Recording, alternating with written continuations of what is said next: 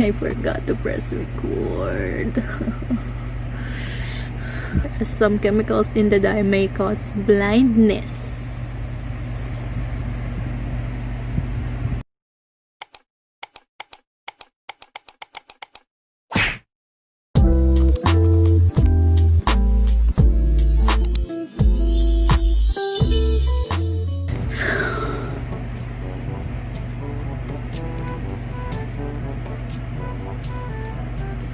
Welcome.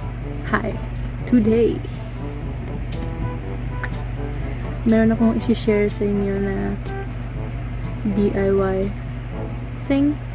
If gusto nyong matry yung eyebrow tattoo, if tinatamad kayong mag-reapply ng eyebrows nyo every single day, then keep on watching.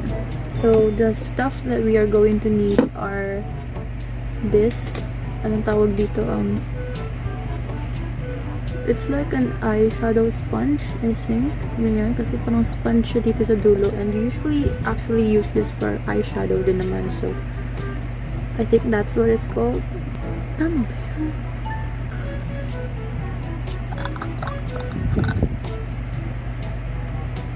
I don't know. But if you know, comment down below, I guess, to let me know. Because, I don't know. But anyways, you're gonna need this. But, pag wala ka naman nito, you could also use just cotton buds din naman. Yung term na cotton buds ba, plural ba yun o singular? Like, what if isa lang yung cotton buds mo? Kunyari, cotton buds to, isa lang. Cotton bud lang ba yun o cotton buds pa din? The next thing you're going to need is this angled brow brush. And then, next thing you're going to need is water. Nilagay ko na siya sa parang spray. Hindi kailangan na nandito ano lang. Dito ko lang nilagay kasi ito lang yung lalagyan na meron ako. But you only actually need like very little. At least mga 2 or 3 drops lang yata yung kailangan mo. So you don't need that much water, okay? Yung product na gagamitin natin is itong Kolours Powder Hair Dye. Ayan. So, binili ko to for like kalimutan kong magkano kasi matagal ko na ito binili. Kasi matagal ko na kasi ito tinatry talaga. Yung eyebrow DIY na to. And it comes with this thing. Yung parang sa ml. It comes with this thing. Yung parang sa gamot. Yung iniinuman. Yung parang ml. Ganyan. Andito sa likod, basahin muna natin. Yung direction nakalagay dito is to just add water. And that is exactly what we're going to do. We're just going to add a couple drops of water para sa ano. Kasi buhok lang naman yun eh. Parang idadye lang naman natin yung hair na yun eh. Yun lang naman talaga yung gagawin natin eh. So, ayan. Buksan natin siya. And meron siyang parang ano. Parang rubber na cover pa. So, we're just going to take that off. And, ay, matanggal. Pag nabuksan mo na siya, lagay ka dito ng konti sa may measuring cup na kasama niya. So, konti lang. Konting-konti lang talaga. Kasi konting-konti lang. Mas konti pa sa pasensya mo. Okay, so, ayan na siya. That's what it looks like now. Konti lang yung nalagay ko, as I said. Kasi, konti lang naman kasi talaga yung kailangan mo kasi sa eyebrows mo may nalagay.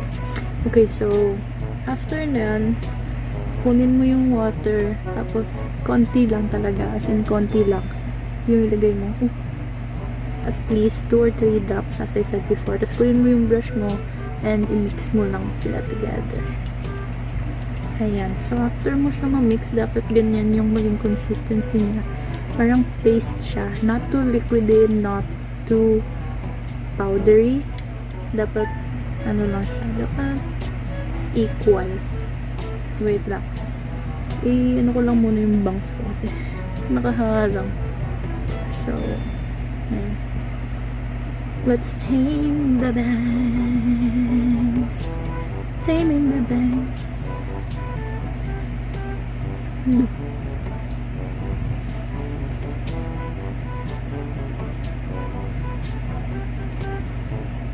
Okay.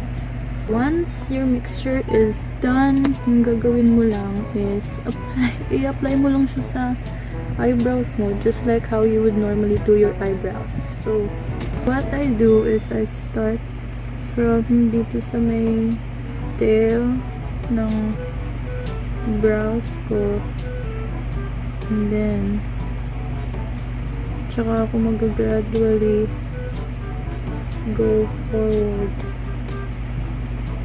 What? Ayan, pag nagmali ka naman or nakapalan or whatever, gamitin mo to to just wipe off the excess. And you have to work quick, otherwise it's going to stay there. And tip lang na pagpapunta ka na dito sa may harap, huwag ka na masyadong mag-add ng product para makuha mo yung parang fading effect. And your brows are gonna look snatched. And then just do the same on the other side. And huwag kayong mag-alala if mukha siyang masyado makapal right now, kasi pag binadlawan mo yun mamaya, mag-fade pa naman yung kulay niya, so it's going to look fine. I swear I'm not this bad at doing my eyebrows, you guys.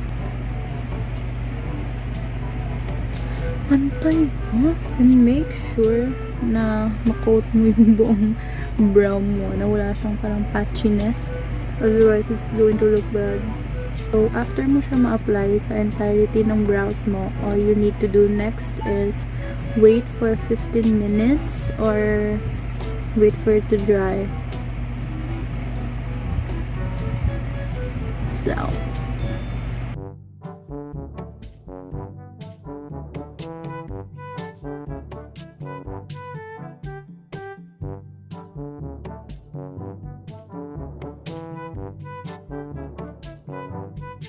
ang tagal matuyo.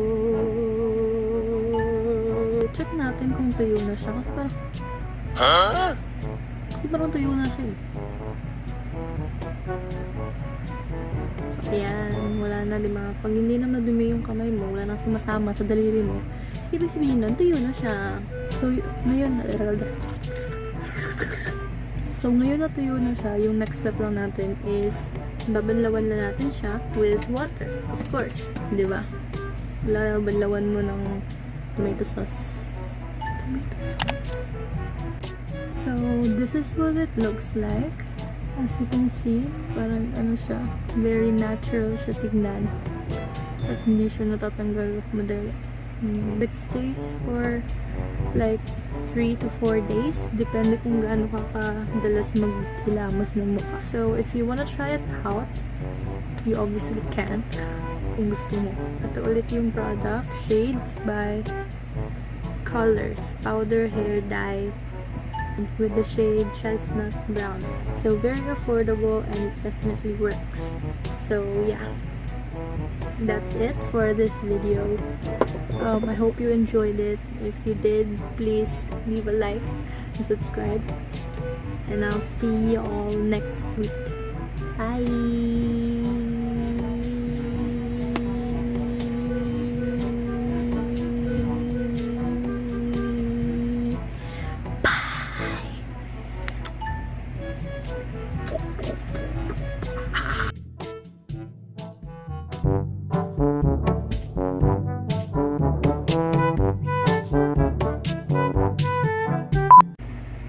Meron akong nakitang video sa TikTok na yung mga tao daw na may dimples, parang may like nag-mutate na something dito. So like technically they're considered as mutants.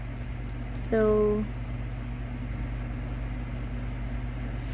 hi, I'm a Ninja Turtle.